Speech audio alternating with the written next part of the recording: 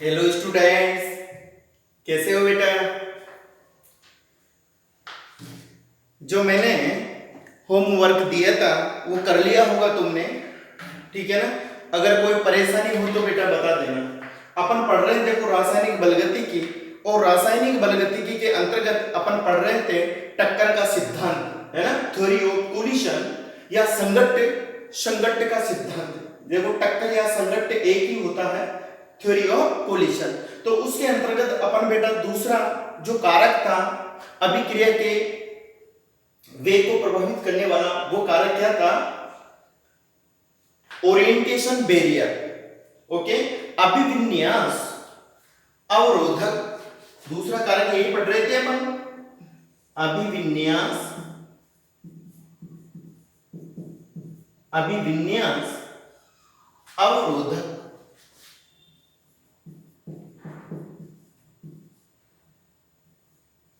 Okay, orientation barrier,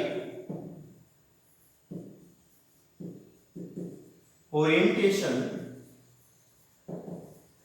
barrier, अभिविन्यास अवरोधक। देखो अपन ने पढ़ा था बेटा कल कि जब क्रियाकारक अणु एक सीधी रेखा में टक्कर करते हैं, मतलब उचित प्रकार से अभिविन्यासित होकर टक्कर करते हैं, तो ऐसी टक्कर प्रभावी होती है जिसके फलस्वरूप क्रियाकारक अणु उत्पाद में परिवर्तित हो जाते हैं। ओके, तो ऐसी टक्कर को अपन कौन सी टक्कर कहते थे? प्रभावी टक्कर कहते थे।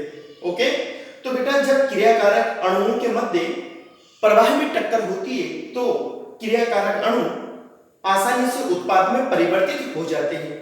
देखो जब क्रियाकारक अणु टक्कर करते हैं तो टक्कर के फलस्वरूप बेटा दहलीज ऊर्जा के बराबर अथवा उससे अधिक ऊर्जा प्राप्त होती, तब ही क्रियाकारक अणु उत्पाद में परिवर्तित हो पाते हैं। ओके, तो अपन NO2 का एग्जांपल पढ़ रहे थे बेटा। ये एग्जांपल था अपना NO2 प्लस NO2, ये भी गैसीय अवस्था में और ये भी गैसीय अवस्था। ओके, तो 2NO2। ओके, ये एग्जांपल ले लेते हैं अपन। अब देखो अभिक्रिया के दौरान बेटा सही दिशा में अभिविन्यासित होकर टक्कर करने वाले अभिकारक अणु ही उत्पाद में रूपांतरित हो पाते हैं, तुम्हें ये पता है। ओके, तो मैं यहां लिख देता हूं, वे अभिकारक अणु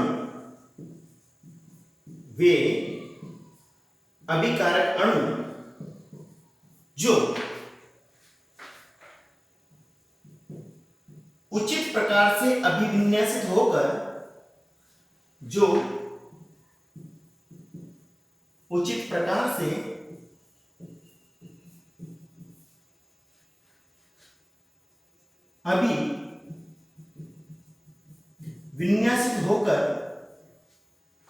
वे अभिकारक अणु जो उचित प्रकार से अभिविन्यासित होकर टक्कर करते हैं, वे ही उत्पाद में परिवर्तित हो पाते हैं। वे ही उत्पाद में परिवर्तित हो पाते हैं।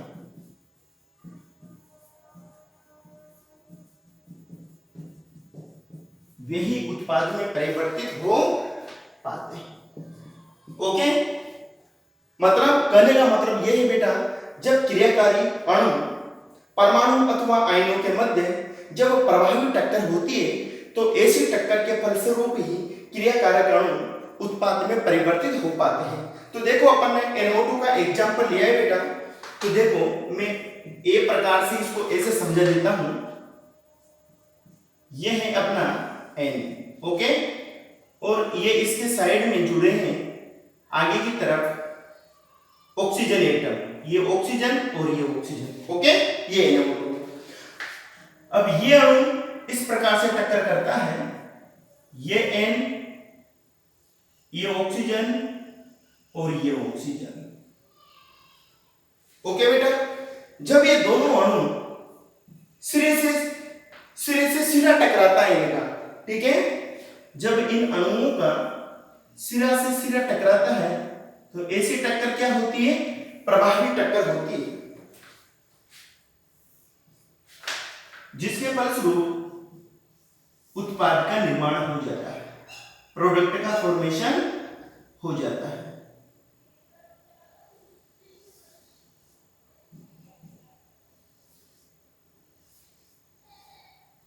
ओके, तो ये है बेटा क्रियाकारी अणु। ठीक है, इसको मैं ऐसे भी लिख सकता हूं NO2 plus NO2 gives us N2O4। तो ये देखो क्या है, ये सही प्रकार से अभिविन्यासित अणु है। तो मैं लिख देता हूं यहां पर अणुओं का सही अभिविन्यास, अणुओं का सही अभिविन्यास।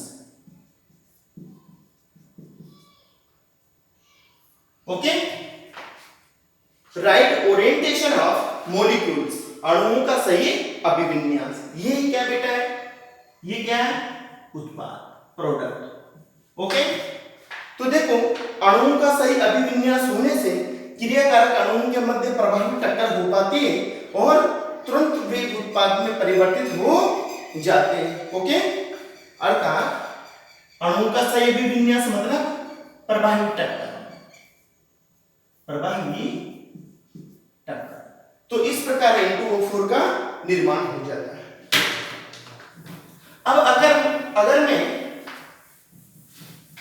अभिकारक अणुओं में जो टक्कर है वो प्रभावी ना हो बेटा, अर्थात अप्रभावी टक्कर हो, अर्थात क्रियाकारक अणु उचित प्रकार से अभिविन्यासित ना हो पाते हो, तो फिर ऐसी टक्कर क्या हो जाती है, अप्रभावी हो जाती है और क्रियाकारक अणु अप्रभावी टक्कर के फलस्वरूप उत्पाद में आसानी से परिवर्तित नहीं हो पाते हैं। तो बी प्रकार से मैं इसको ऐसे रिप्रेजेंट कर देता हूं, देखो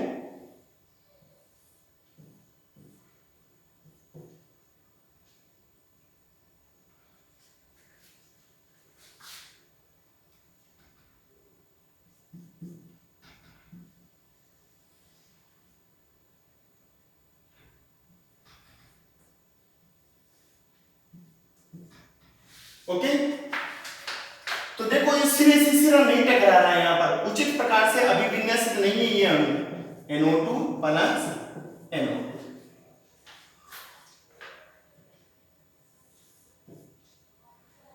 तो क्या बन जाएगा,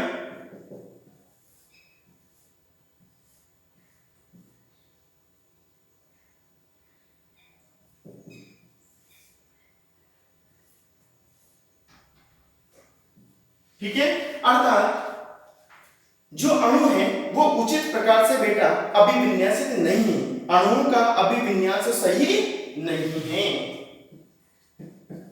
अणुओं का सही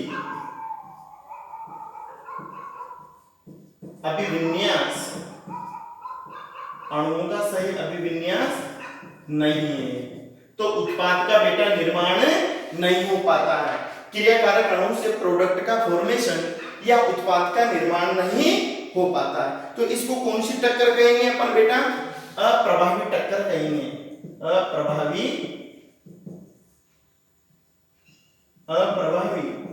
टक्कर।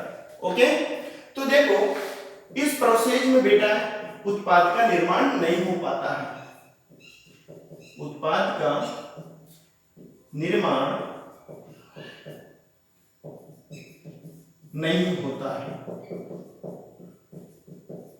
Not form product due to uneffective collisions in between reactant molecules. अभिकारक अणुओं के मध्य प्रभावी टक्कर नहीं होने के कारण उत्पाद का निर्माण भी नहीं हो पाता है। ओके, अब देखो बेटा अपन ये इससे निष्कर्ष निकाल सकते हैं कि किसी रासायनिक अभिक्रिया का वेग Z एवं F पर निर्भर करता है। Z क्या है, कोलिशन फ्रीक्वेंसी, टक्कर आवर्ती या संगत आवर्ती जिसको बोलते हैं अपन, ठीक है, और F क्या है, प्रभावी टक्कर करने वाले अणुओं का अंश होता है F। तो अभिक्रिया का वेग Z एवं F पर निर्भर करता है। ओके, तो इसको अपन इस प्रकार से शो कर सकते हैं। देखो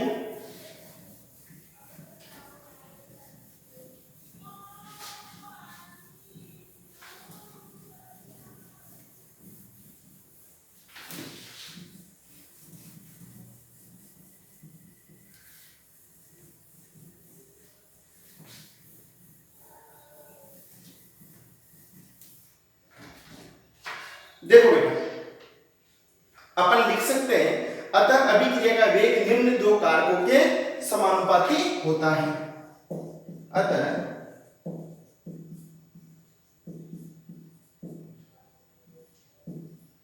अभिक्रिया का वेग निम्न दो कारकों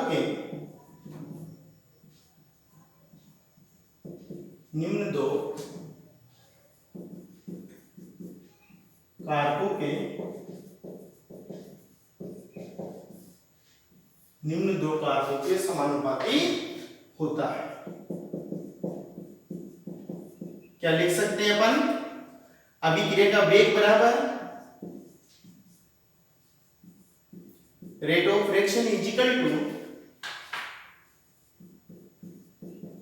अभिक्रिया का वेग बराबर बेटा माइनस dx अपॉन dt। ठीक है, देखो अभिकारकों के संदर्भ में ले रहे हैं अपन। अभिक्रिया के दौरान बेटा अभिकारकों की सांद्रता घटती जाती है, अतः अपन नेगेटिव चिन्ह लगा देते हैं। अभिक्रिया का वेग बराबर minus dx upon dt into क्या हो जाएगा, z इंटू f, अर्थात अभिक्रिया का वेग किसके बराबर होता है, z इंटू f के बराबर। ओके, तो देखो बेटा यहां पर जो z वह है संगत आवर्ती तथा f है प्रभावी टक्करों का अंश। तो अपन लिख सकते हैं z is equal to collision frequency, collision frequency. Okay, अर्थात संगत आवर्ती बोलते हैं या टक्कर आवर्ती, इसको बोलते हैं अपन संगत आवर्ती। ओके, और जो F है, F क्या है, टक्कर करने वाले अणुओं का अंश है बेटा, है ना, प्रभावी टक्करों का अंश जिसको बोल सकते हैं अपन। तो इसको बोलते हैं अपन fraction of effective collisions, fraction of effective collisions.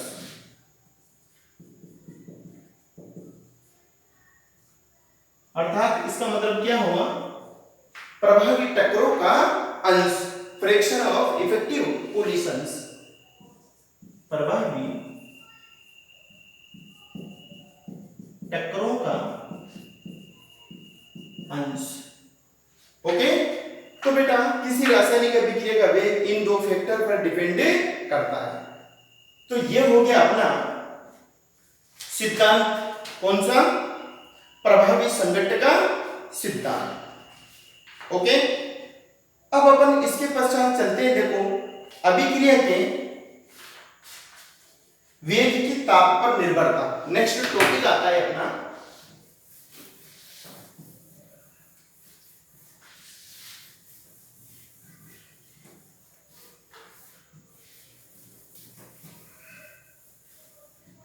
अभिक्रिया के वेग की ताप पर निर्भरता, effect of temperature on reaction rate.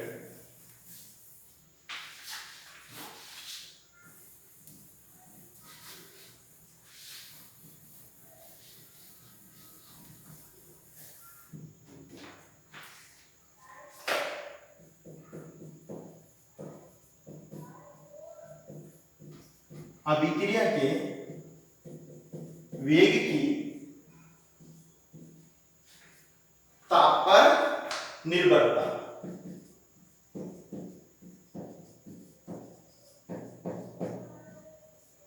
Dependence of reaction rate on temperature,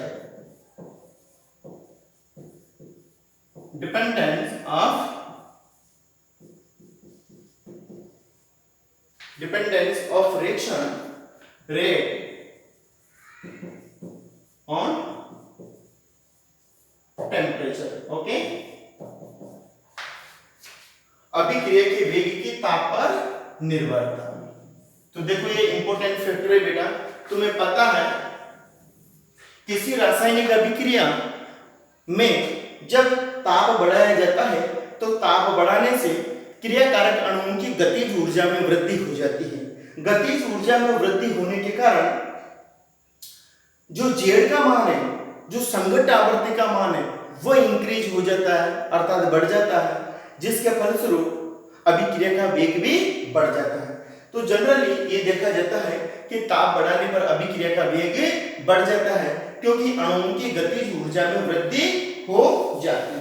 okay, तो देखो बेटा, जो टक्कर का सिद्धांत है इसके आधार पर किसी रासायनिक अभिक्रिया का वेग जेड व एफ पर निर्भर करता है, अर्थात संगत आवृत्ति एवं प्रभावी टक्करों के अंश पर निर्भर करता है।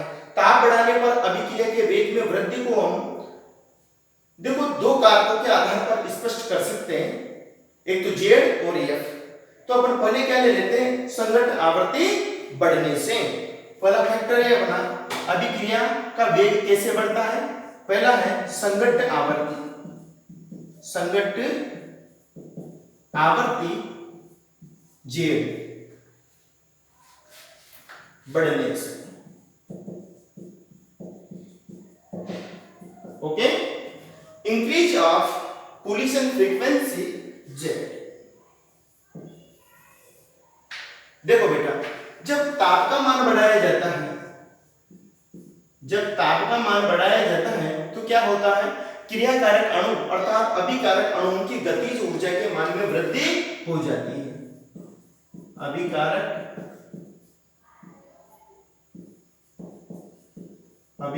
अणुओं की गतिज ऊर्जा क्या होती है, बढ़ जाती है। ओके, ताप बढ़ाने पर बेटा अभिकारकों की गतिज ऊर्जा का मान बढ़ जाता है, जिससे क्या होता है, टक्करों की संख्या बढ़ जाती है, जिससे प्रभावी टक्करों की संख्या क्या हो जाती है, बढ़ जाती है, जिससे जेड का मान क्या हो जाता है बेटा, जेड का मान बढ़ जाता है और अंततः अभिक्रिया के वेग के मान में भी वृद्धि हो जाती है। अभिक्रिया का वेग भी क्या हो जाता है, बढ़ जाता है। ओके, तो एक तो अभिक्रिया के वेग को प्रभावित करने वाला जो कारक है वह है बेटा संगत आवृत्ति जेड, और दूसरा क्या है, एफ, प्रभावी टक्करों का अंश, fraction of effective collisions. Okay, तो जो सेकंड फैक्टर है अपना वो क्या आता है, प्रभावी टक्करों का अंश अर्थात प्रभावी संगत वृद्धि, प्रभावी संगत वृद्धि। ओके, इफेक्टिव कोलिजन्स इंक्रीजमेंट या increment in effective collisions.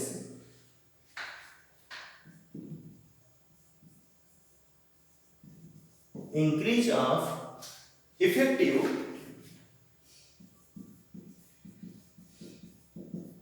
Collisions. Okay,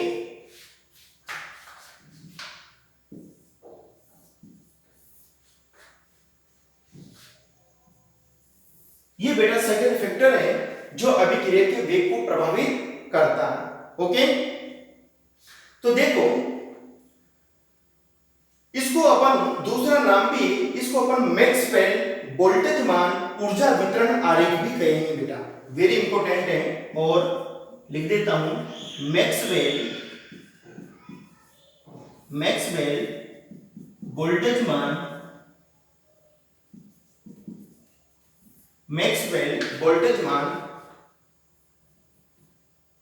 ऊर्जा वितरण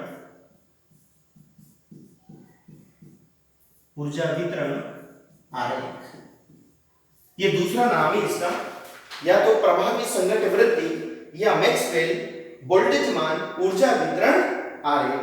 तो देखो अपन इसको समझ लेते हैं। मैक्सवेल वोल्टेज मान क्या होता है?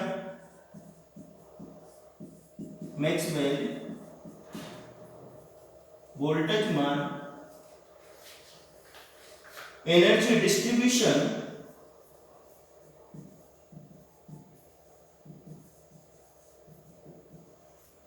Distribution diagram. Okay, Maxwell voltage मान ऊर्जा वितरण आरेख। तो देखो बेटा इसको समझ लेते हैं अपन ऐसे ही। यह सिद्धांत क्या कहता है? इस सिद्धांत के अनुसार समस्त टक्करों का मात्र कुछ अंश ही रासायनिक परिवर्तन करने में सक्षम होता है। मतलब जितनी भी टक्कर होती है उन टक्करों का कुछ अंश ही बेटा रासायनिक परिवर्तन करने में सक्षम होता है। पूरी टक्करें प्रभावी टक्कर नहीं होती, टक्करों का कुछ अंश ही प्रभावी टक्कर के रूप में माना जाता है। ओके, देखो बेटा प्रभावी टक्कर वे टक्कर होती है जिनसे उत्पन्न होने वाली ऊर्जा दहलीज ऊर्जा के बराबर या उससे अधिक होती है। तुम्हें पता है जब अणुओं के मध्य टक्कर होती है तो इतनी ऊर्जा प्राप्त होनी चाहिए, कितनी? या तो दहलीज ऊर्जा के बराबर अथवा दहलीज ऊर्जा से अधिक, वही टक्करें प्रभावी होती है और इसी प्रकार की टक्करों के फलस्वरूप ही क्रियाकारक अणु उत्पाद में परिवर्तित हो पाते हैं। ओके, देखो बेटा यदि अभिकारक अणुओं की टक्कर से उत्पन्न ऊर्जा दहलीज ऊर्जा से कम होंगी तो ऐसी रासायनिक अभिक्रियाएं संपन्न नहीं हो पाएंगी, अर्थात उनमें अभिकारक अणु उत्पाद में परिवर्तित नहीं हो पाएंगे। देखो मैक्सवेल वोल्टेज मान के अनुसार सभी क्रियाकारक अणुओं की ऊर्जा समान नहीं होती। मैक्सवेल वोल्टेज मान नियम क्या कहता है कि सभी क्रियाकारक अणुओं की ऊर्जा समान नहीं होती। देखो बेटा जब अणुओं के मध्य टक्कर होती है तो अणु अपनी ऊर्जाओं को दूसरे अणुओं को स्थानांतरित कर देते हैं। ओके, तो इस सिद्धांत के अनुसार सभी अणुओं की ऊर्जा समान नहीं होती है। टक्कर के दौरान एक अणु अपनी ऊर्जा को अन्य अणुओं को स्थानांतरित कर देता है। यह अणुओं की ऊर्जा ई अर्थात दहलीज ऊर्जा एवं अणुओं के अंश में यदि आरेख खींचे अपन तो वह देखो इस प्रकार से प्राप्त होता है। तो बेटा अपन आज के जो लेक्चर में मैक्सवेल वोल्टेज मान ऊर्जा वितरण का जो आरेख है उसको नहीं खींच पाएंगे बेटा, समय की परिसीमा को ध्यान में रखते हुए। तो आज के जो होमवर्क है तुम्हारा वो होमवर्क लिख लीजिए। एक तो देखो अभिक्रिया की कोटि से संबंधित है बेटा, और दूसरा है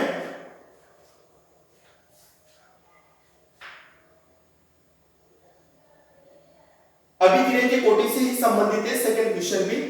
तो देखो अभी अपने पास 7 मिनट है तो अपन आरेख खींच लेते हैं, उससे समझ लेते हैं कि जो मैक्सवेल वोल्टेज मान वितरण आरेख होता है वो क्या होता है।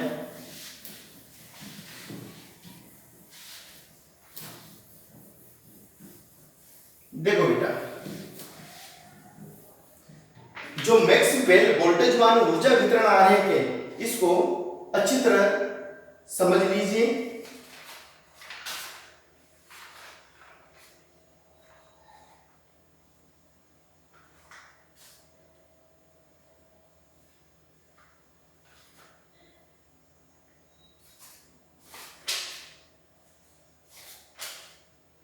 देखो यदि अपन अणुओं के अंश एवं ऊर्जा में ग्राफ खींचे, किसमें?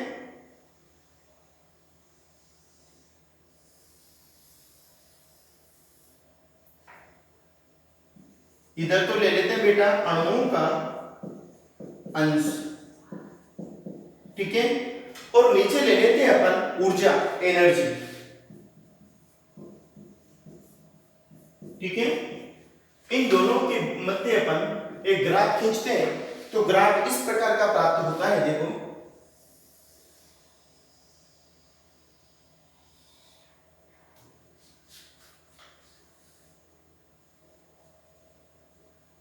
इस तरह का बेटा अपना ग्राफ प्राप्त होता है। ये क्या है? ये है अधिकतम संभावित गतिज ऊर्जा।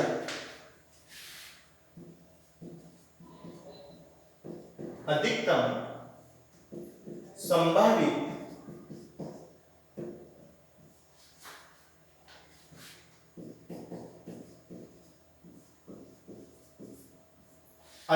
संभावित गतिज ऊर्जा। ओके,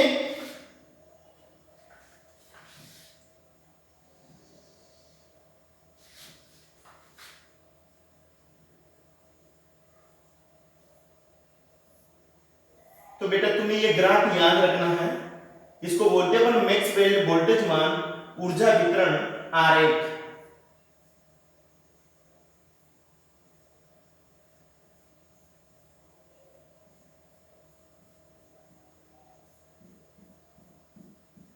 ओके, जो तुम्हें एक काला भाग दिखाई दे रहा है, ये है बेटा प्रभावी टक्कर करने योग्य ऊर्जा युक्त अणुओं का अंश। प्रभावी टक्कर करने योग्य प्रभावी टक्कर करने योग्य अणुओं का अंश। ठीक है, जो अणु प्रभावी टक्कर करने में सक्षम होते हैं उनका ये अंश होता है। ओके, अब देखो बेटा ये क्या है? ये प्रभावी टक्कर करने वाले अणु का अंश है, अर्थात अभिक्रिया में इसका मान दहलीज ऊर्जा के बराबर या उससे अधिक है, तभी ही रासायनिक अभिक्रिया संपन्न हो पाती। तो देखो पूरी रासायनिक अभिक्रिया में प्रभावी टक्कर करने योग्य अणुओं का अंश बहुत कम होता है, और वह अणुओं का अंश किसके बराबर होता है बेटा? दहलीज ऊर्जा के बराबर होता है। ऐसी अभिक्रियाएं ही संपन्न हो पाती है, अर्थात उनमें क्रियाकारक अणु उत्पादन परिवर्तित हो जाता है। ओके, तो कहने का तात्पर्य यह है किसी रासायनिक अभिक्रिया के संपन्न होने के लिए दहलीज ऊर्जा के बराबर अथवा उससे अधिक एनर्जी की आवश्यकता होती है। ओके, अगर इससे कम ऊर्जा होगी बेटा तो अभिक्रिया संपन्न नहीं हो पाएगी। तो ये डायग्राम है जो तुम्हें याद रखना है। ओके, ये है अपना मैक्सवेल वोल्टेजमान ऊर्जा वितरण आरेख। आगे चलते हैं अपन।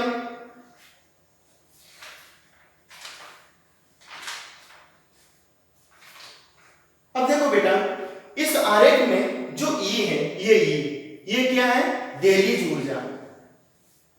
ई वह न्यूनतम ऊर्जा है, दहलीज ऊर्जा है जो प्रभावी टक्कर के फलस्वरूप उत्पन्न होती है और क्रियाकारक अणुओं को उत्पाद में परिवर्तित करने में सक्षम होती है।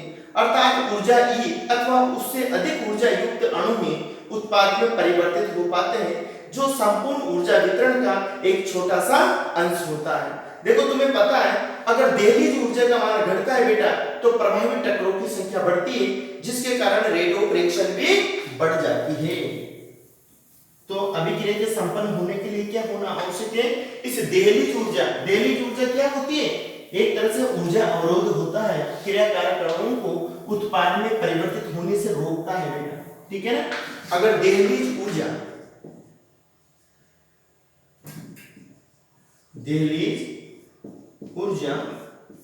या थ्रेशोल्ड एनर्जी, ठीक है, अगर दहलीज ऊर्जा का मान घटता है तो क्या होता है? प्रभावी टक्करों की संख्या भी, दहलीज ऊर्जा का मान घटता है तो क्या होता है? प्रभावी टक्करों की संख्या, प्रभावी टक्करों की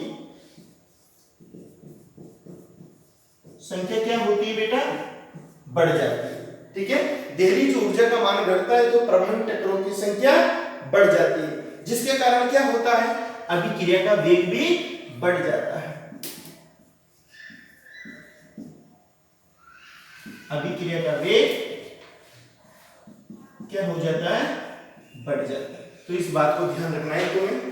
दहलीज ऊर्जा का मान घटता है तो प्रभावी टक्करों की संख्या बढ़ती है, जिसके फलस्वरूप अभिक्रिया का वेग बढ़ जाता है।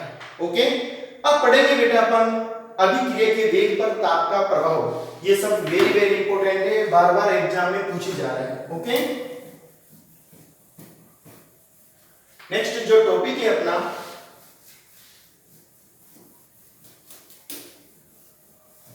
वो है बेटा अभिक्रिया के वेग पर ताप का प्रभाव।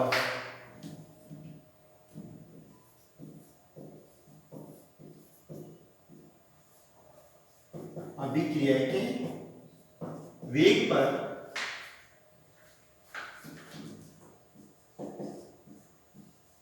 ताप का प्रभाव। Effect of temperature on reaction rate. अभिक्रिया के वेग पर ताप का प्रभाव। तो देखो बेटा ये बार बार पूछा जाता है बोर्ड में, वेरी वेरी इंपॉर्टेंट लगा लेना, ठीक है ना। तो इसका ग्राफ बनेगा।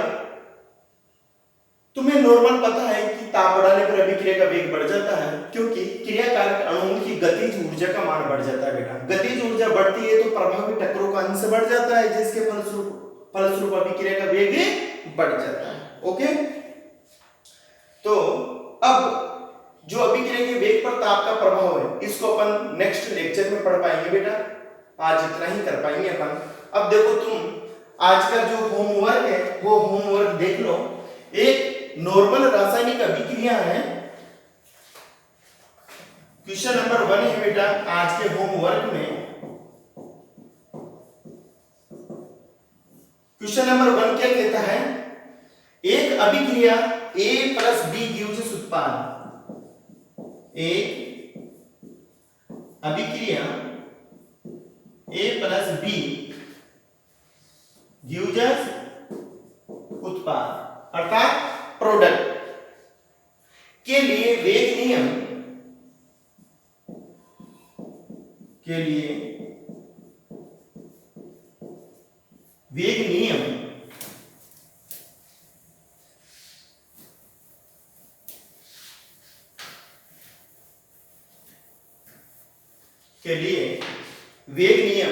R बराबर के A की पावर 1/2 एवं B की पावर 2। ठीक है बेटा, ये वेग नियम है। R बराबर के A की पावर 1/2 B की पावर 2 से दिया गया है।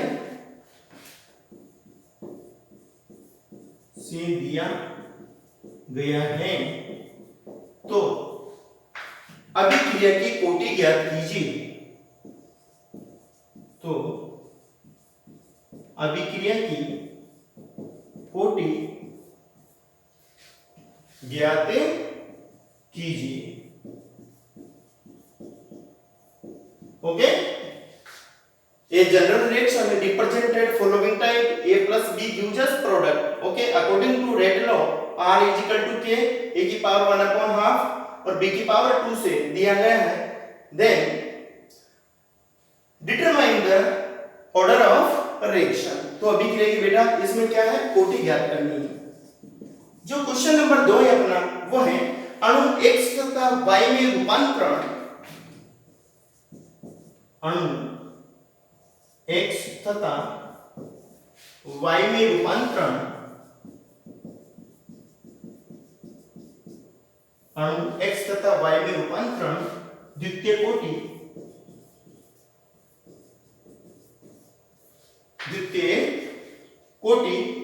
की बलगतिकी का द्वितीय कोटि की बलगतिकी के अनुरूप होता है।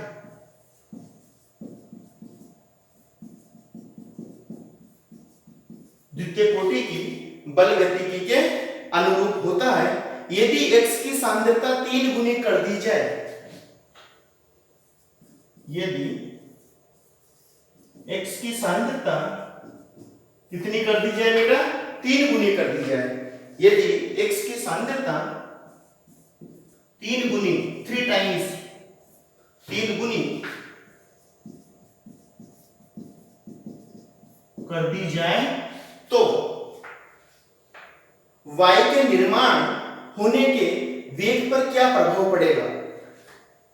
तो y के निर्माण के वेग पर क्या प्रभाव पड़ेगा। ओके, तो x एंड y में क्या है, ट्रांसफॉर्मेशन हो जाता है बेटा, रूपांतरण हो जाता है किसके according, according to the second order kinetics. यदि x की सांद्रता 3 गुनी कर दी जाए, if the concentration of x done 3 times, then what effect observe on the rate of formation of y। Okay, ये दो क्वेश्चन है बेटा, दोनों क्वेश्चन अच्छी तरह सोल्व करने हैं। आज के लेक्चर में अपन इतना ही कर पाएंगे। Okay, thank you.